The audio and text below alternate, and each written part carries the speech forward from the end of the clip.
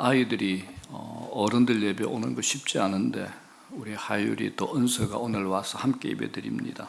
그래서 우리 두 아이 위해서 좀 축복의 박수를 한번 보내주면 좋겠습니다.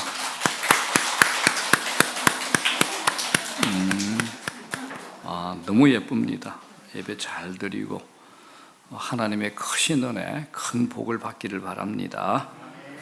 자, 오늘 돈 벌 이유, 돈 쓸 이유라는 제목으로 말씀을 전합니다.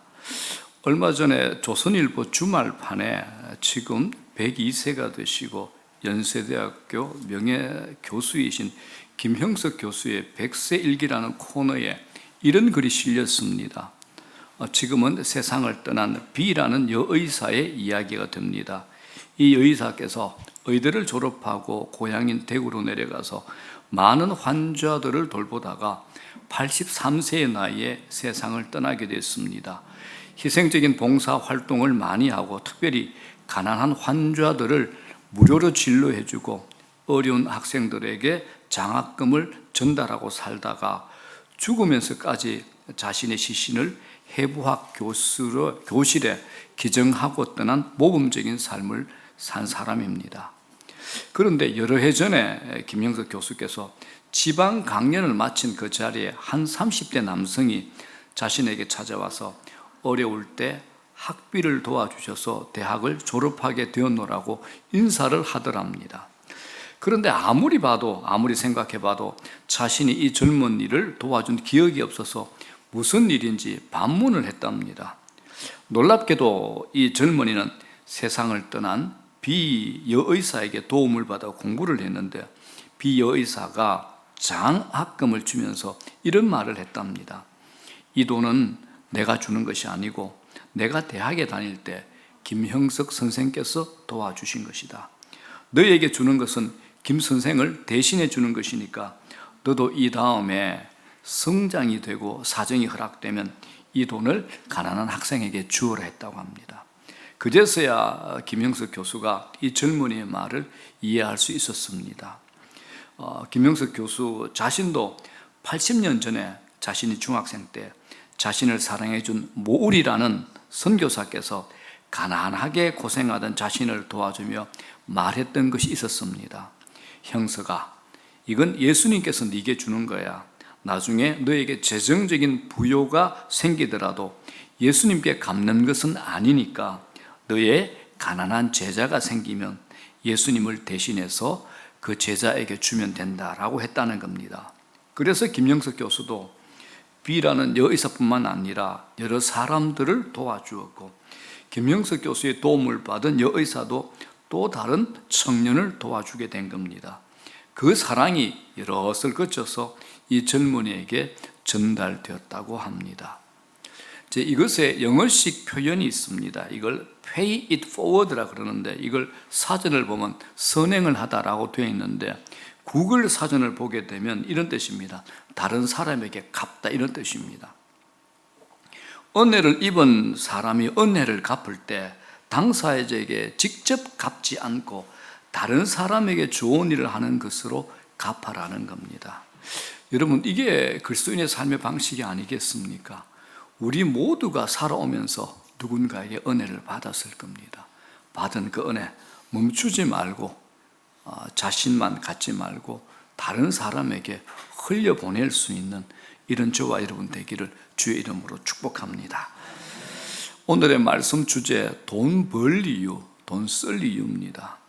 아주 민감한 주제 돈에 관한 말씀입니다. 돈을 좋아하지 않는 사람 없죠? 돈은 아주 매력을 갖고 있습니다. 그리고 돈의 힘은 막강합니다. 이 세상 어디를 가나 돈 타령입니다. 지금 대선을 앞둔 대한민국의 가장 큰 이슈 대장동 사건도 결국은 돈 이야기죠. 대화 속에서도 돈, 생각 속에서도 돈, 싸움에도 돈, 부부 사이에도 돈, 사건 사고에도 돈. 돈은 우리 일상의 단골 주제가 됩니다. 오늘날 돈은 최고의 자리에 군림하고 있습니다. 자, 그런데 이 성경 안에 돈에 대한 경고가 참 많습니다. 오늘 야고보서 안에도 여러 번 언급을 합니다. 여러분 기억하십시오. 돈은 신앙과 연결되어 있습니다. 돈과 신앙은 따로 놀지 않습니다. 예수님도 기도에 대한 메시지보다 2배나 많게 돈에 대해서 말씀하셨습니다. 어떤 사람이 연구를 했는데 예수님 설교의 3분의 1은 물질에 관한 설교, 물질에 관한 메시지라고 합니다. 자, 여러분, 물질의 유혹에서 이겨내야 신앙이 자랍니다. 그런데 돈은 만만한 상대가 아닙니다. 재물신, 이 만몬신은 호락호락하지 않습니다. 사람들이 부를 얻고자 애를 쓰지만 부의 위험성에 대한 경계는 느슨합니다. 돈이 얼마나 강력한 힘을 갖고 있는지 잘 모르는 겁니다. 물질의 위험은 부자이건 아니건 모두에게 적용됩니다. 재산 유무와 상관없이 물질의 유혹으로부터 자유로운 사람은 이 세상에 아무도 없습니다. 어떤 분들이 돈은 중립적이다라고 말하는데 전혀 그렇지 않습니다. 예수님께서 뭐라고 하셨습니까? 성경에 하나님과 재물을 겸하여 섬길 수 없다라고 했습니다. 하나님과 재물을 견주었죠. 이건 돈이 마력이 있음을 보여주는 겁니다. 하나님께 강력한 힘과 권세가 있는 것처럼 돈도 사람의 마음을 한순간에 끌어당기는 강력한 혼적인 힘을 가지고 있습니다. 돈에 한번 말려들면 삶의 초점이 흐려지죠. 신앙이 꽤 있다는 사람들도 돈 때문에 세상적으로 기울어 버리는 것을 우리가 많이 봅니다. 돈은 영적 집중력을 잃어버리게 만들죠. 영적으로 둔감하게 만듭니다. 자, 1절 한번 보겠습니다. 다 같이 한번 읽어볼게요. 시작. 들으라 부한 자들아, 너에게 임할 고생으로 말미암아 울고 통곡하라. 자, 부자들에 대한 경고로 이 말씀을 시작합니다. 이 말씀은 부자가 잘못되었다는 것이 아니라 잘못된 방법으로 돈을 버는 것에 대한 경고입니다. 4절 말씀을 보면 이 말씀을 이렇게 보충을 합니다. 4절을 볼게요. 시작. 보라, 너희 밭에서 추수한 품꾼에게 주지 아니한 싹시 소리 지르며 그 추수한 자의 우는 소리가 만군의 주의 귀에 들렸느니라. 자, 경제적인 약자가 부당한 대우를 받아서 너무 힘들어 울부짖는 소리가 만군의 하나님 귀에 들렸다는 겁니다. 품삯이 뭡니까? 일용직 노동자들이 받는 임금이 품삯입니다. 이걸 주인이 안 준 거예요. 하루 벌어서 하루 사는 사람에게 품삯을 주지 않는 건 굶어 죽으라는 말과 똑같습니다. 부자가 돈을 버는 가장 흔한 방식 중에 하나가 임금 착취와 탈세입니다. 부패 사회는 가난한 사람보다 부자에게 유리하게 돌아가죠. 법정으로 간다 해도 약자가 이기기 어려운 구조가 바로 부패 사회입니다. 자, 또 다른 곳 한 곳 더 보겠습니다. 부자에 대한 직접적인 경고가 마가복음 10장에 또 등장합니다. 자, 23절부터 25절까지 시작.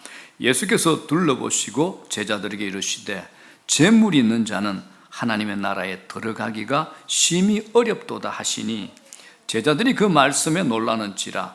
예수께서 다시 대답하여 이르시되 얘들아, 하나님의 나라에 들어가기가 얼마나 어려운지 낙타가 바늘귀로 나가는 것이 부자가 하나님의 나라에 들어가는 것보다 쉬우니라 하시니.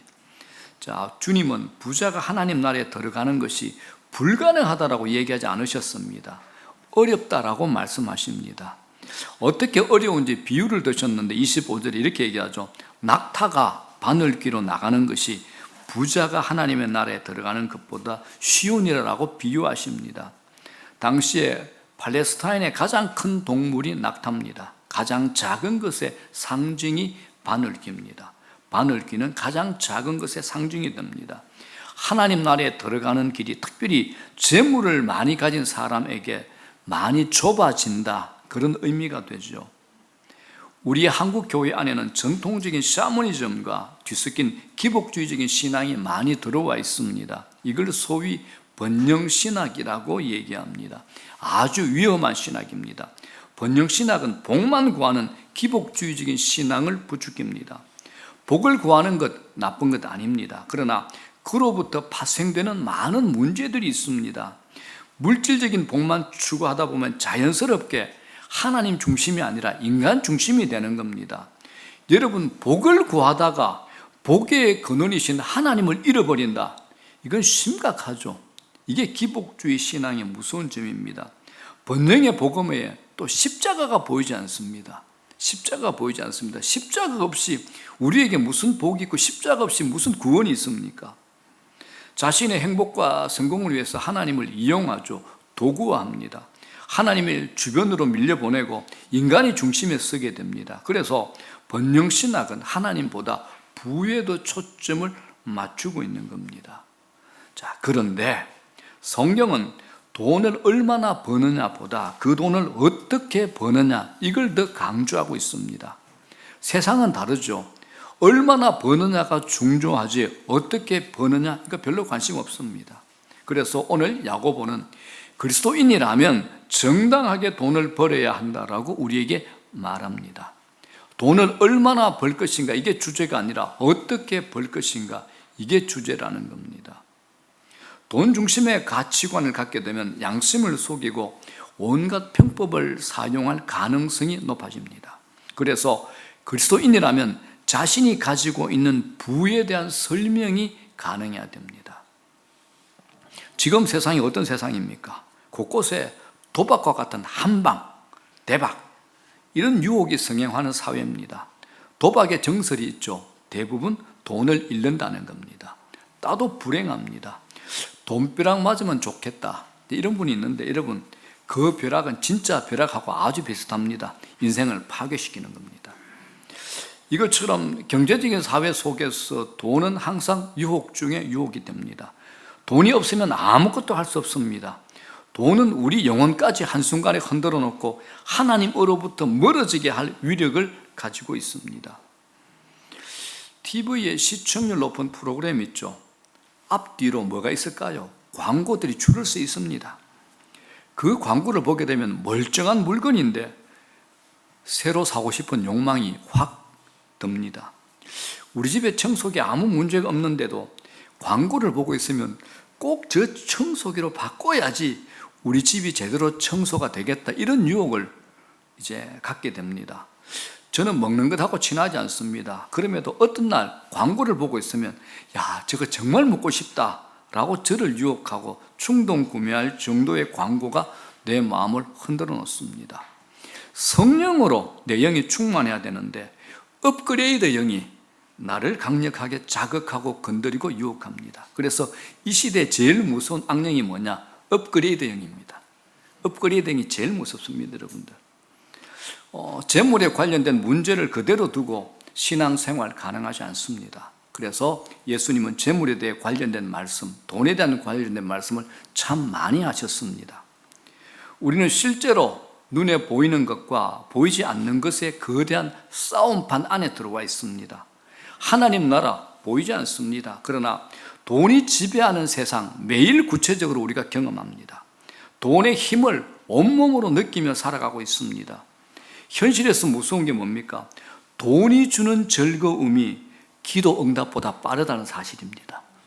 여러분은 어떻습니까? 여러분은 기도 응답이 더 빠릅니까? 그럼 저보다 낫습니다. 그죠? 어떤가 여러분? 돈이 주는 즐거움이 기도 응답보다 빠르지 않습니까?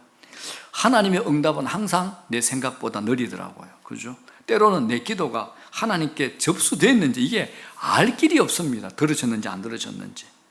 그런데 어디서든 은행 카드만 딱 내밀면 내가 원하는 것이 즉시로 내게로 들어옵니다. 주문하면 집 앞에까지 가져다 주죠. 돈을 쓰게 되면 내가 온 세상의 주인이 됩니다. 그래서 돈이 종교가 됩니다. 돈 없으면 당장 불행하다고 느끼고 돈 없으면 금방 기가 죽습니다. 돈의 권세가 엄청나죠. 여러분은 이 거대한 힘을 이겨낼 자신이 있습니까? 어떻습니까? 이 거대한 돈의 힘을 이겨낼 자신이 있습니까? 우리가 매일 경험하는 일상 아닙니까? 어떻습니까, 여러분들? 이제 이런 세상 안에서 우리를 끄집어내어 하나님 말씀 앞으로 한번 가봅시다. 먼저 여러분들에게 묻고 싶습니다. 우리 그리스도인이 놓치지 말아야 될 돈에 대한 첫 번째 태도가 무엇일까요?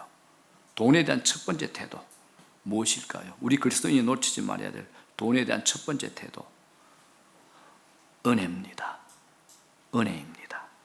오늘 봉헌 찬송도 이거 불렀죠. 만 가지 은혜를 받았으니. 이 찬송 참 좋아합니다.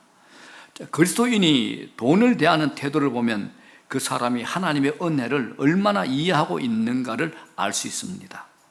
자, 이 세상의 기본적인 경제 원칙이 뭡니까? 사고 파는 거죠. 사고 파는 것. 돈을 주면 반드시 그 대가를 가져오는 것, 물건을 가져오는 것, 교환이라는 개념을 포함합니다. 그러나 하나님의 기본적인 경제 원칙은 사고 파는 것이 아니라 주고 받는 겁니다. 크리스찬인 우리가 무엇을 줄 때 반드시 다른 것을 돌려받아야 된다는 기대를 하지 않는다는 겁니다. 그래서 우리가 무엇인가를 사기 위한 돈을 가지고 아무것도 바라지 않고 누군가에게 그냥 주게 되면 우리는 이 돈을 은혜와 만나게 하는 겁니다. 이 돈을 은혜와 만나게 하는 겁니다. 무언가를 사기 위한 이 돈을 가지고 아무것도 바라지 않고 누군가에게 준다면, 누군가에게 그냥 준다면 이 돈을 은혜와 만나게 하는 겁니다. 성경으로 증명해 볼게요. 마태복음 6장입니다. 자, 다 같이 읽을게요. 시작. 그러므로 내가 너희에게 이르노니 목숨을 위하여 무엇을 먹을까, 무엇을 마실까, 몸을 위하여 무엇을 입을까 염려하지 말라. 공중의 새를 보라. 심지도 않고 거두지도 않고 창고에 모아들이지도 아니하되 너희 하늘 아버지께서 기르시나니 너희는 이것들보다 귀하지 아니하냐. 들의 백합화가 어떻게 자라는가 생각하여 보라. 수고도 아니하고 길쌈도 아니하느니라. 너희 중에 누가 염려함으로 그 키를 한 자라도 더 할 수 있겠느냐. 오늘 있다가 내일 아궁이에 던져지는 덜풀도 하나님이 이렇게 입히시거든 하물며 너희 일까 보냐. 믿음이 작은 자들아 라고 합니다. 자, 이 구절에서 예수님은 은혜라는 개념을 우리에게 말씀하고 싶은 겁니다.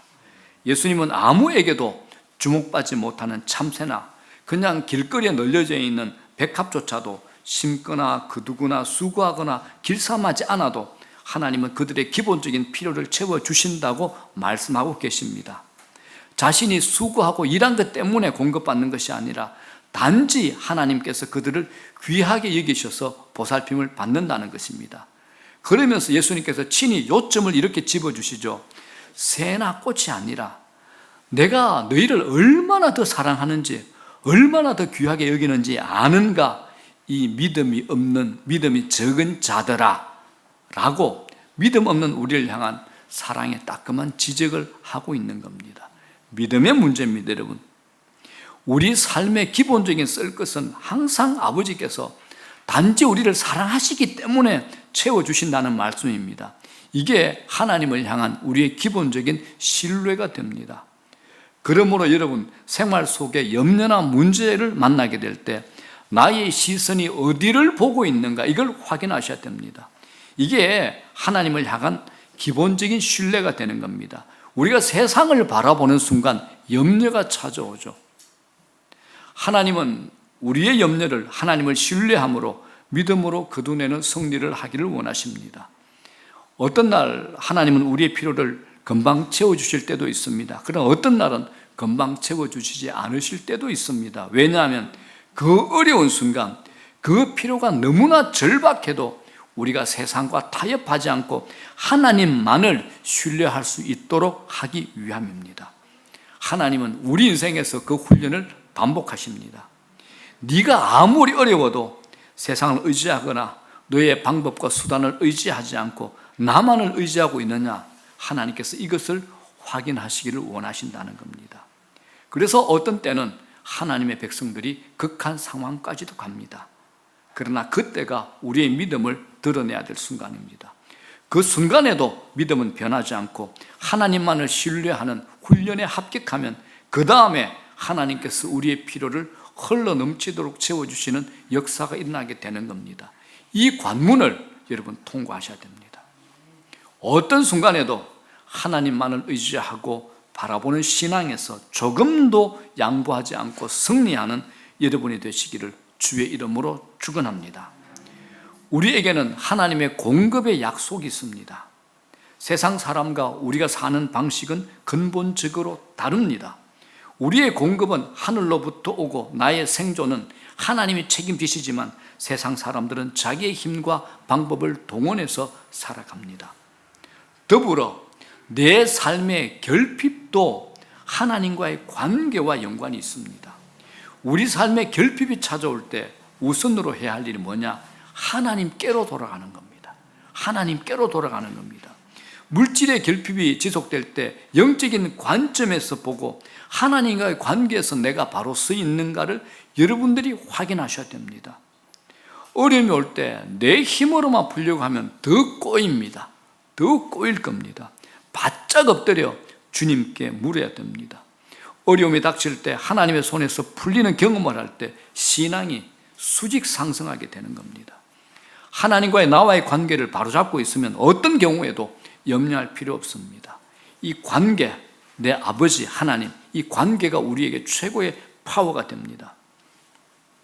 신자가 가지는 능력이 뭐냐? 하나님과의 관계입니다. 자, 여러분, 서로가 정상적인 관계가 되려면 불만이 없어야 되겠죠. 서로에게 불만이 있는데 특히 상대방 때문에 내가 불행하다고 생각하는데 어떻게 좋은 관계가 만들어지겠습니까? 그래서 하나님과 우리의 관계에서 가장 중요한 게 뭐냐? 내가 지금 하나님을 기뻐하고 있는가라는 겁니다. 여러분은 하나님을 기뻐하십니까? 어떻습니까? 아침에 눈을 뜨면 제일 먼저 뭘 생각합니까? 하나님을 생각합니까? 아니면 폰을 들고 카톡을 확인하시든지 새로운 뉴스를 확인합니까? 유튜브를 보십니까? 어떻습니까? 여러분은 하나님을 생각할 때마다 설레임, 기대감, 기쁨이 있습니까? 어떻습니까, 여러분? 하나님과 우리의 관계에서 제일 중요한 거, 하나님을 기뻐하고 있는가라는 겁니다. 나는 하나님과 친밀합니다. 나는 하나님과 너무 좋습니다. 라는 것은 나는 하나님을 지금 기뻐하고 있습니다. 이것으로 표현이 되는 겁니다. 제가 성경의 약속의 말씀으로 증명을 해볼게요. 시편 37편 4절입니다. 자, 이 복된 약속의 말씀을 다 붙잡읍시다. 시작. 또 여호와를 기뻐하라. 그가 네 마음의 소원을 네게 이루어 주시리로다. 아멘. 다시 한번 읽습니다. 시작. 또 여호와를 기뻐하라. 그가 네 마음의 소원을 네게 이루어 주시리로다. 여러분, 여호와를 기뻐하십시오. 그러면 그분이 여러분 마음의 소원을 이루어 주실 겁니다. 믿으십시오. 하나님으로 기뻐하십시오. 기가 막힌 약속 아닙니까? 이것처럼 성경에서도 물질의 문제를 하나님과의 관계 차원에서 보고 있습니다. 물질의 문제도 하나님과의 관계 차원에서 보고 있습니다. 그래서 신앙의 묘미가 뭐냐?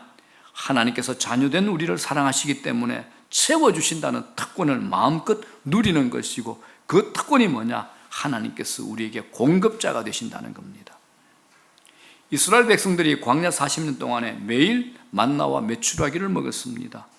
여러분 한번 상상해 보십시오. 200만 명이 되는 그 수많은 백성들이 하늘 문이 활짝 열려서 장장 40년 동안 매일 아침에 땅에 떨어지는 것, 그 만나를, 그 멋진 풍경을 한번 상상해 보십시오. 상상이 안 되잖아요.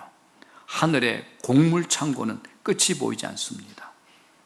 벳세다 광야에서 작은 보리떡 5개, 작은 물고기 2마리로 성인 남자 5,000명을 먹이고도 12광주리가 남았어.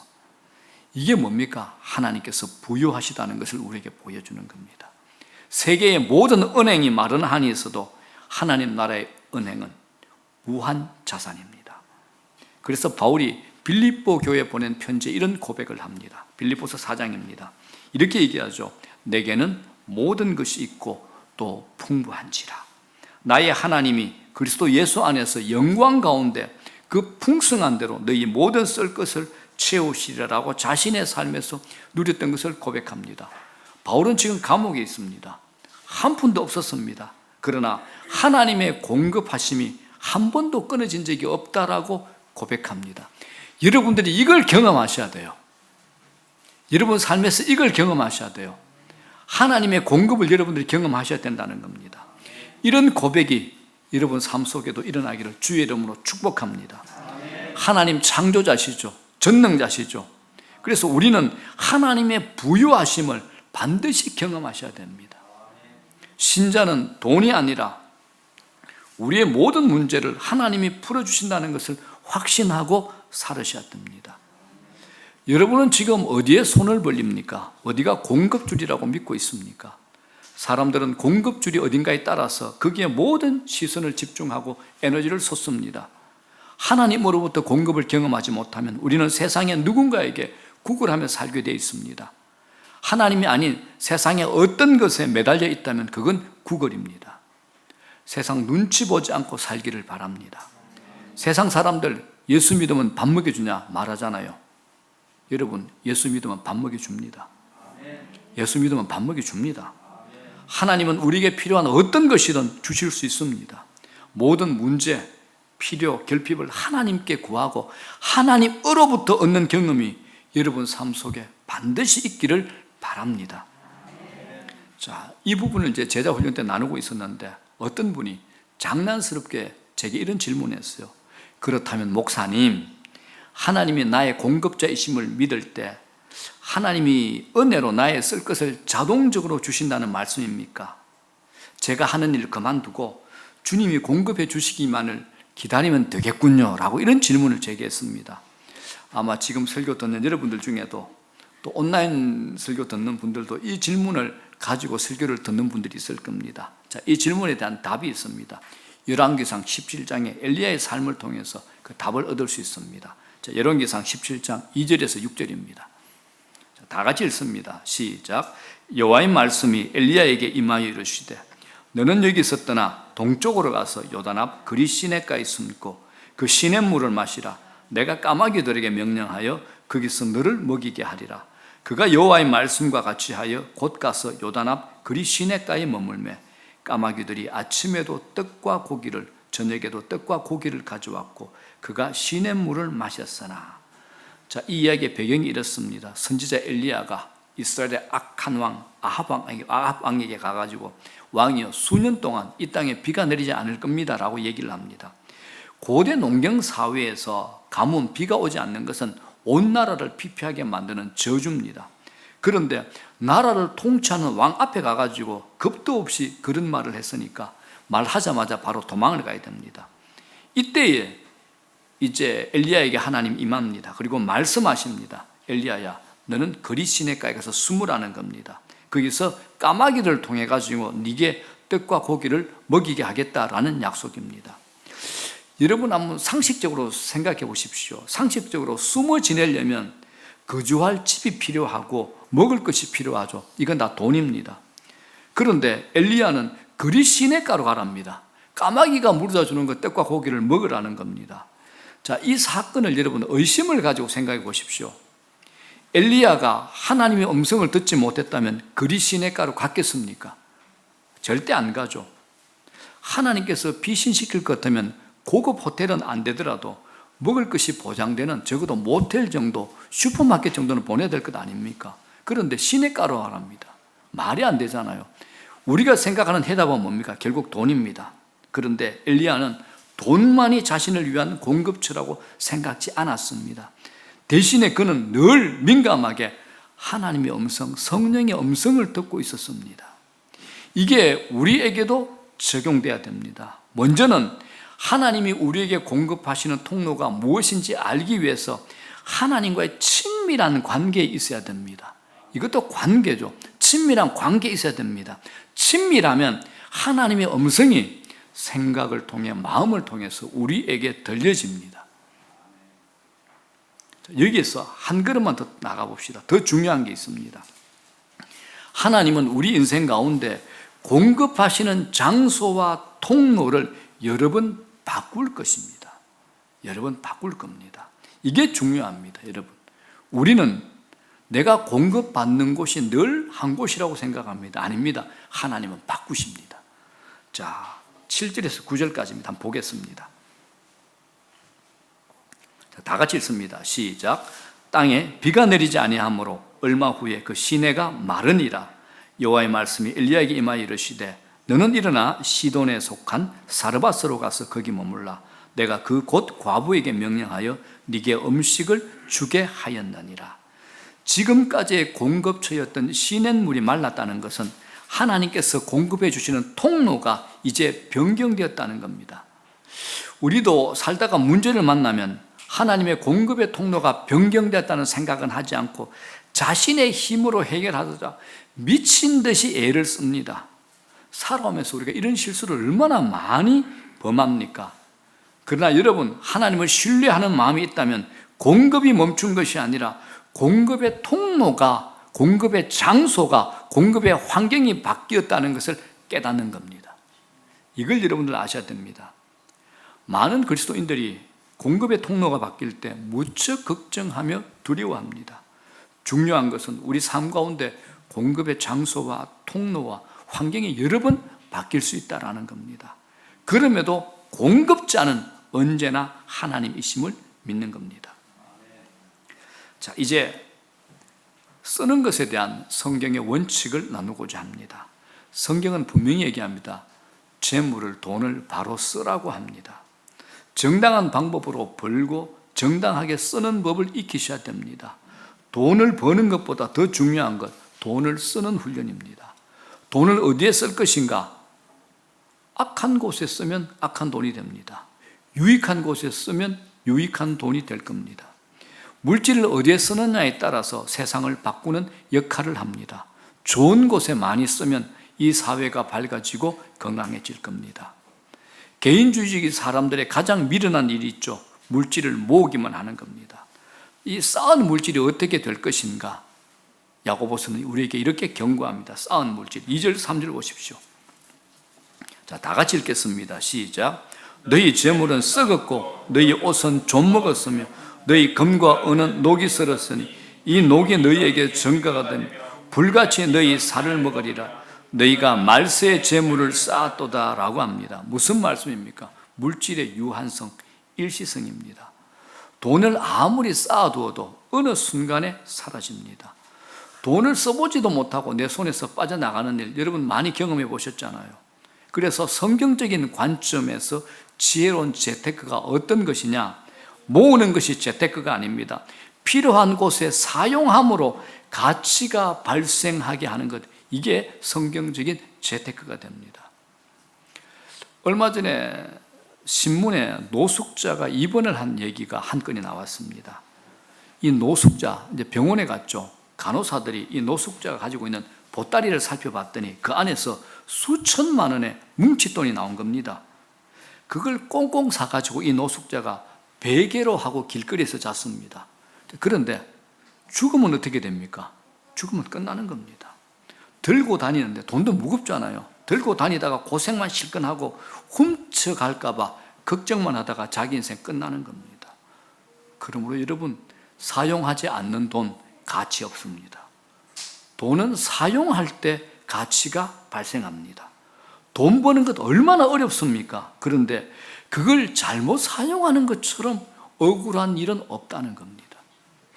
이 억울함을 여러분 다 감당하고 있잖아요. 아무 말도 안 하잖아요. 아내한테 말도 하지 아니하고 남편에게 말도 하지 아니하고 이 억울함을 혼자 감당하는 분들이 얼마나 많습니까? 여러분 한번 살펴보십시오. 자신에게 조금만 여윳돈이 생겼을 때 내가 무엇을 하려는지를 보게 되면 내가 누구인지 보입니다. 여윳돈이 내게 생겼을 때 그 돈을 가지고 내가 뭘 하려는가, 그게 나의 현주소고 내 모습이 된다는 겁니다. 그래서 돈이 주는 이 독성을 해결하는 길이 뭐냐? 나눔입니다. 나눔입니다.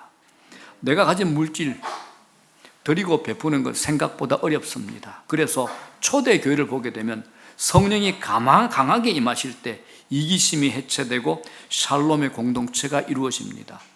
성도들이 자신의 재산을 팔아서 가난한 사람들에게 나누어 주는 일이 일어났습니다. 그래서 여러분, 옛날에 목사님들이 하는 말씀이 있습니다. 은혜를 받아야 주머니가 열립니다. 은혜를 받아야 주머니가 열립니다. 은혜를 받지 않으면 주머니가 열리지 않습니다. 성령의 은혜가 임하면 물질의 노예가 되지 않는다라는 겁니다. 영적인 계산법에서 나누면 뺄셈이 아닙니다. 나누면 덧셈이 됩니다. 신기한 것은 나눌 때 기쁨이 있고 만족이 옵니다. 이건 놀라운 신비죠. 요사이 이 어려울 때 저한테 간혹 물어보는 분이 있습니다. 목사님, 저기 화미교회 어때요? 재정이 마이너스지 않아요? 그러면 정말 여러분 감사하게도 하나님께서 저희 교회에 재정은 마이너스가 아닙니다. 조금 여유가 있습니다. 그래서 여유가 생기는 대로 세상에 흘려보내고 나누고 하나님 나라 확장을 위해 쓰고 있습니다. 그랬더니 이제 어떤 분들이 목사님 제가 이런 일을 하는데 조금 도와줄 수 있겠습니까? 라는 분이 있어 제가 약속을 했습니다. 저희들 기쁨으로 나눌 겁니다. 기쁨으로 드리겠습니다. 어렵지 않습니까? 예, 저희들은 드리는 게 기쁨입니다. 라고 얘기했습니다. 그럼 어떻습니까? 받는 게 기쁨입니까? 주는 게 기쁨입니까? 주는 게 기쁨입니다. 받는 게 기쁨입니까? 나누는 게 기쁨입니까? 나누는 게 기쁨입니다. 이거 놀라운 신비 아닙니까? 이 놀라운 신비입니다. 자, 이제 말씀 정리합니다. 성경은 가진 것에 대해서 심판을 얘기합니다. 심판을 얘기합니다. 가진 것에 대해서. 우리가 가진 것, 모든 것은 하나님께서 책임을 물을 겁니다. 자, 1절, 3절, 4절, 5절 한번 볼게요. 1절 이렇게 얘기하죠. 들으라 부한 자들아 너희에게 임할 고생으로 말미암아 울고 통곡하라라고 심판에 대해서 얘기합니다. 3절에 너희가 말세에 재물을 쌓았도다. 4절에 추수한 자의 우는 소리가 만군의 주의 귀에 들렸느니라. 5절에 살육의 날이라고 합니다. 이건 전부 심판에 관한 얘기입니다. 반드시 결산하신다는 겁니다. 여러분, 우리의 각자의 개개인의 회개의 장부 하나님 앞에서 다 열람됩니다. 하나님 앞에서 이중장부가 통할까요? 안 통할까요? 안 통합니다. 기록되지 않는 것까지 하나님 다 추적할 겁니다. 국세청 그 엄중한 그 치밀한 추적까지도 피하는 사람 봤습니다. 그런데 하나님의 불꽃 같은 눈은 그 추적을 피할 길이 없습니다. 그런데 이 결산의 기준이 있죠. 부가 탐욕의 도구로 사용되었는가 아니면 부를 하나님 나라와 이웃을 위하여 사용했는가 그 기준이 됩니다. 여러분 사명이 분명합니까? 여러분은 소명이 있으십니까? 사명과 소명이 분명한 사람들은 돈이 생기면 소명으로 사명으로 갑니다. 그런데 삶의 목적과 소명이 분명하지 않으면 이 돈은 사치와 방탕과 타락으로 가는 길목에서는 위험한 인생을 선택하게 되는 겁니다. 여러분 돈 버는 것만 이걸 위한다면 하나님 아무 우리 인생 관심 없습니다. 여러분이 돈 벌고 싶죠? 벌 이유, 쓸 이유가 분명해야 됩니다. 여러분은 돈 벌 이유, 쓸 이유가 분명하십니까? 왜 돈을 법니까? 성경이 말하는 것 나누기 위해서입니다. 나누기 위해서입니다. 나눔의 기쁨을 알고 있다면 축복받은 사람입니다. 하나님은 나눌 줄 아는 사람, 하나님 나라를 위해서 멋지게 사용할 줄 아는 사람, 약자에 대한 섬세한 배려를 할 줄 아는 사람을 찾고 계십니다. 사도 바울이 신약 성경 절반을 기록하면서 제일 마지막 네로 황제 앞에서 순교당하기 직전에 쓴 성경이 바로 디모데서입니다. 디모데전서 6장 18절 19절 유언과 같은 말입니다. 자, 한번 읽어볼게요. 시작. 선을 행하고 선한 사업을 많이 하고 나누어 주기를 좋아하며 너그러운 자가 되게 하라. 이것이 장래의 자기를 위하여 좋은 틀을 쌓아 참된 생명을 취하는 것이니라. 선을 행하십시오. 선한 사업을 많이 하십시오. 나누어 주기를 좋아하고 너그러운 자가 되십시오. 이게 뭐냐? 장래에 당신을 위하여 좋은 틀을 쌓아 참된 생명을 쌓는 것이기 때문입니다라고 성경이 우리에게 약속하는 겁니다. 초대교회 크리스토메의 가르침에 의하면 모든 사람들에게 두 개의 주머니를 가지라고 권면합니다. 하나는 자기를 위해, 또 다른 하나는 이웃을 위한 주머니입니다. 나눔은 누군가를 돕는 일이 되지만 가장 큰 수혜자는 누굽니까? 자기 자신입니다. 자기 자신이 됩니다. 나눔은 자신의 영혼의 건강을 위해서 최고 유익한 일이 될 것입니다.